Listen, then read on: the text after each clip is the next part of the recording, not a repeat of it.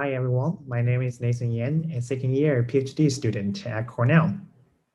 Today, I will be presenting our paper, Tessera, Discretizing Data Analysis Workflows on a Task Level. This is a joint work with Ziwei and was advised by Rzeszotarski at Cornell. Exploratory visual analysis platforms are key in data science, guiding users to deeper insights into the data with user-friendly visualization and summarization elements.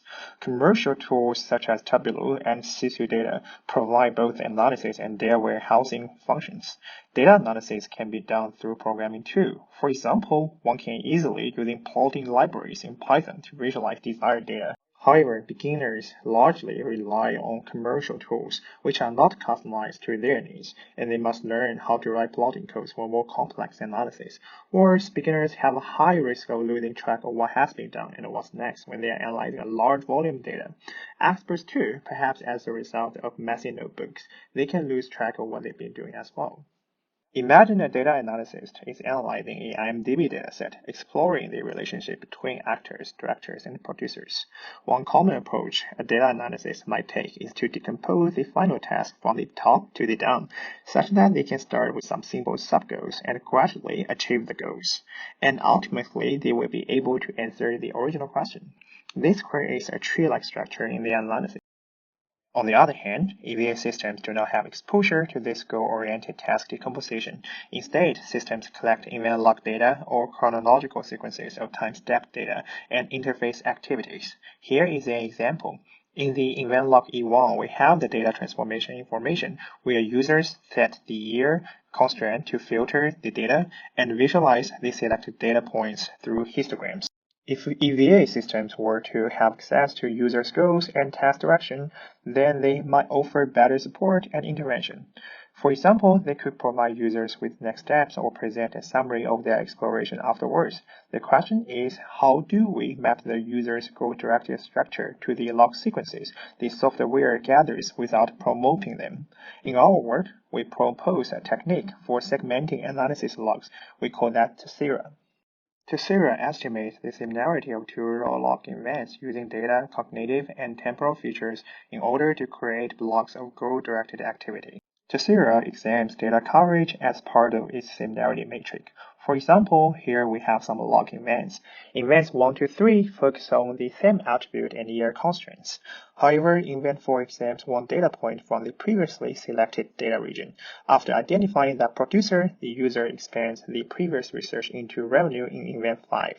Changes in the coverage can indicate shifting user focus.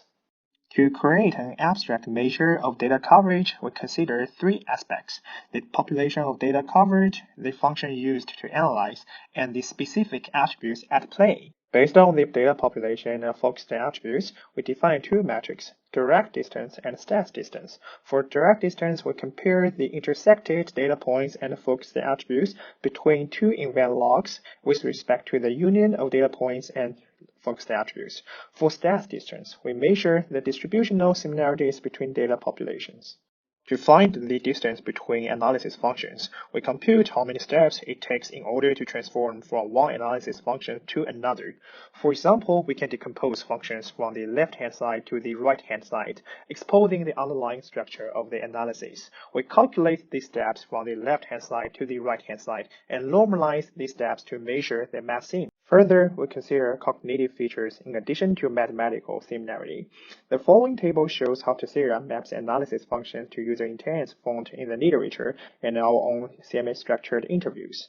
We use a similar intersection and union intuition to estimate the similarities in goal direction.